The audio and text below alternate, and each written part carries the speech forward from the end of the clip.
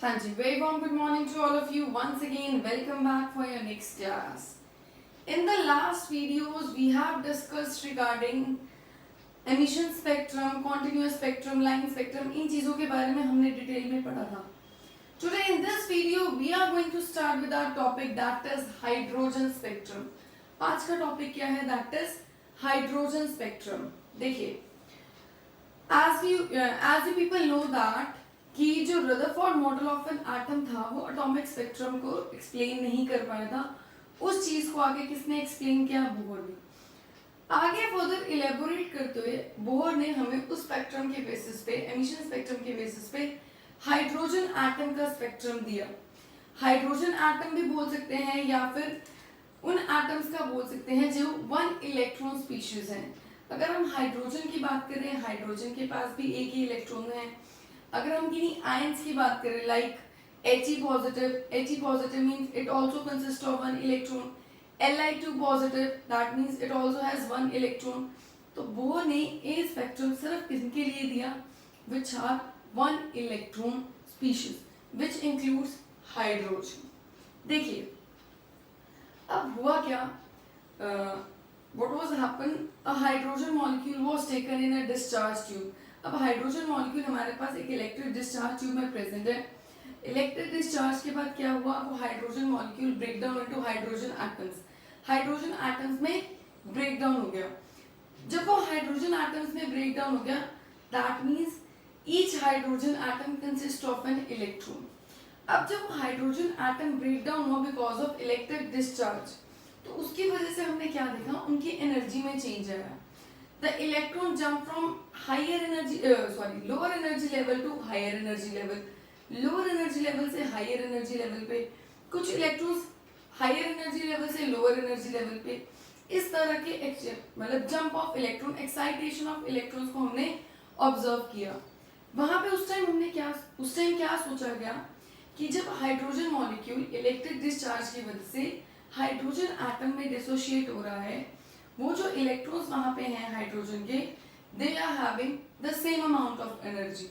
But observe क्या किया? It was observe that कि हर इलेक्ट्रॉन की अपनी डिफरेंट एनर्जी थी. एक अलग एनर्जी से वो जो रेडिएशंस हैं वो एमिट कर रहे थे. किसी की एनर्जी ज्यादा थी, किसी की थोड़ी सी कम थी.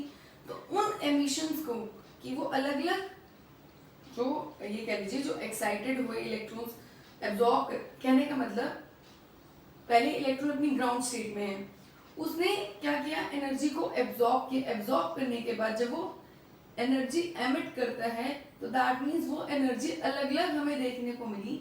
वहां से हम ये चीज आइडेंटिफाई कर पाए कि जब डिस्चार्ज ट्यूब में हाइड्रोजन का मॉलिक्यूल डिसोशिएट हो रहा है हाइड्रोजन एटम में, उनके जो इलेक्ट्रॉन्स हैं they jump to higher energy state और हायर एनर्जी लेवल.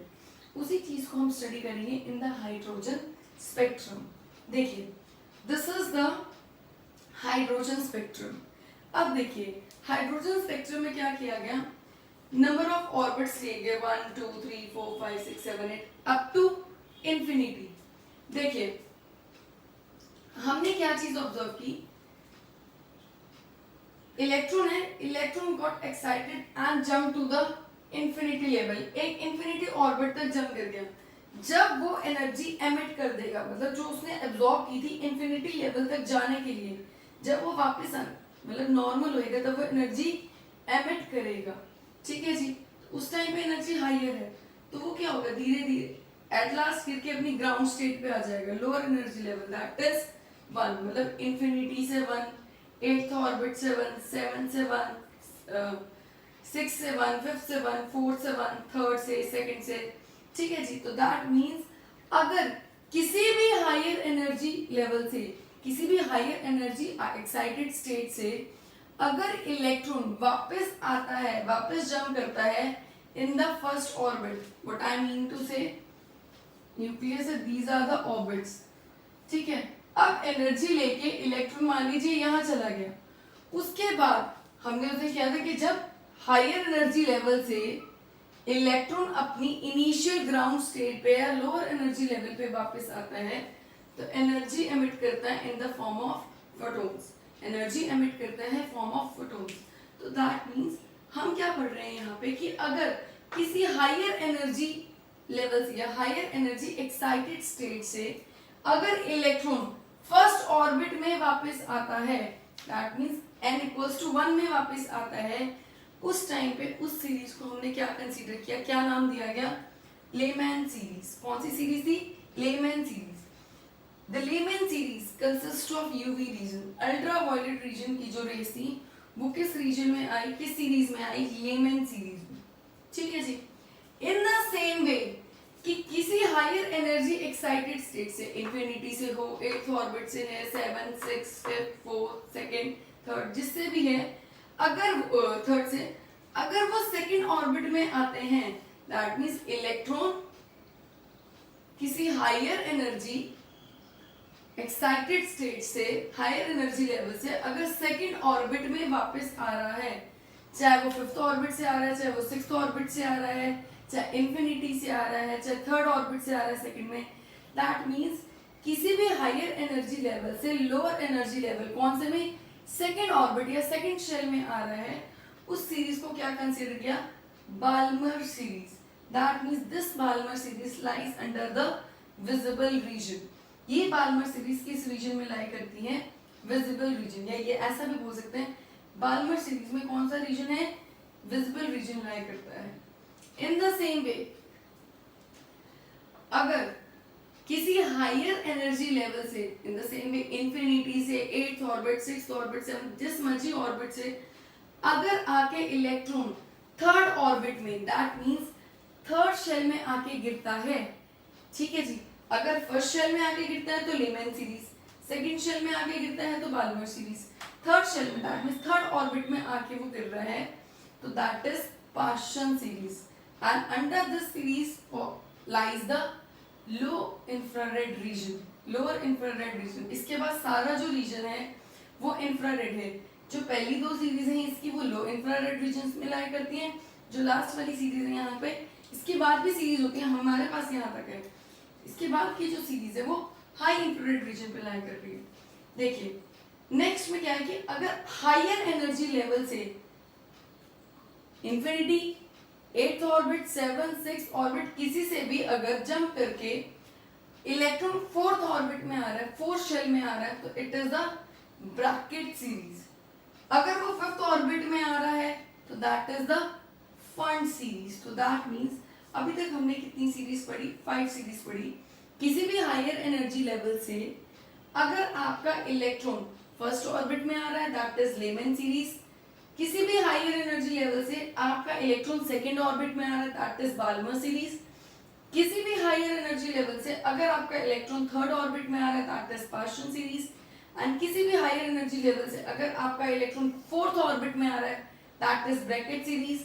एंड किसी भी हायर एनर्जी लेवल से आपका इलेक्ट्रॉन 5th ऑर्बिट में आ रहा है, दैट इज फंड सीरीज। इसके बाद एक हम्फ्री सीरीज और है, उसमें क्या है, किसी भी हायर एनर्जी लेवल से अगर आपका इलेक्ट्रॉन 6th ऑर्बिट में आके गिरते हैं, दैट इज हम्फ्री सीरीज।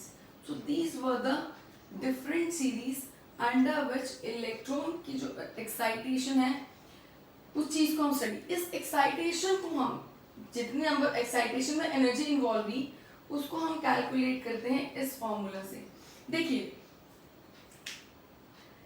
अब ये जो फर्स्ट ऑर्बिट है ये हम शुरू कितने टाइम से पढ़ते आ रहे हैं, फर्स्ट ऑर्बिट की जो एनर्जी है -13.6 इलेक्ट्रॉन वोल्ट, सेकेंड ऑर्बिट की जो एनर्जी है -3.4 इलेक्ट्रॉन वोल्ट।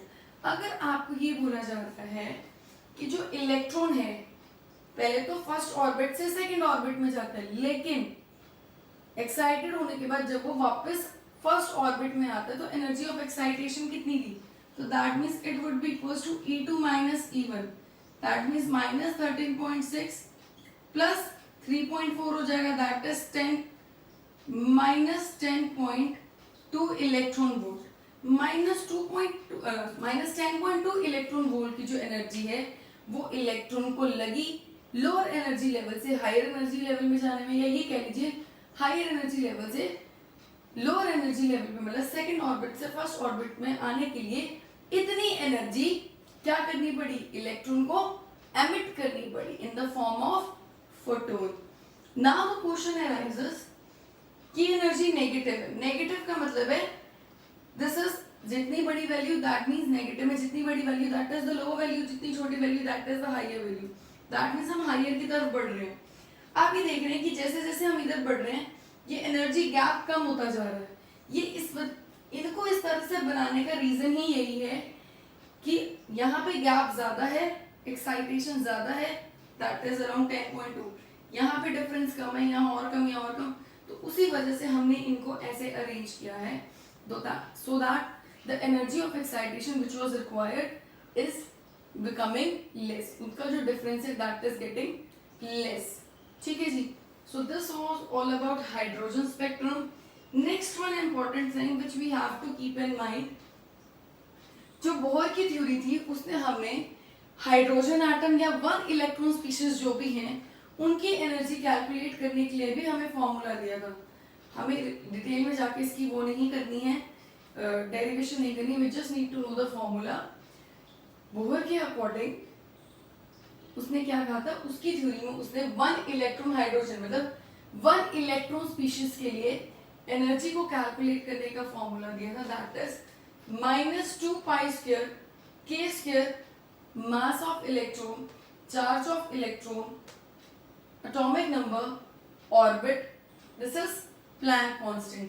k क्या है, permittivity constant, m is mass of electron, e is charge on electron, z is atomic number, n is the number of orbit, कौन सा orbit में है electron, h is the Planck constant. जब इन सब की वैल्यूज हम सब्स्टिट्यूट करते हैं we used to get -1312 upon n square kilo joule per mole. अगर एग्जैक्ट बात करें it is around -1311.8 upon n square. तो इसी को राउंड ऑफ करके लगभग कितना है, -1312 अपॉन n स्क्वायर। n क्या है, that is the orbit number, shell number. So this was all about hydrogen spectrum. In the next video we will deal with some numericals regarding this topic. Till then, thank you so much. Keep studying.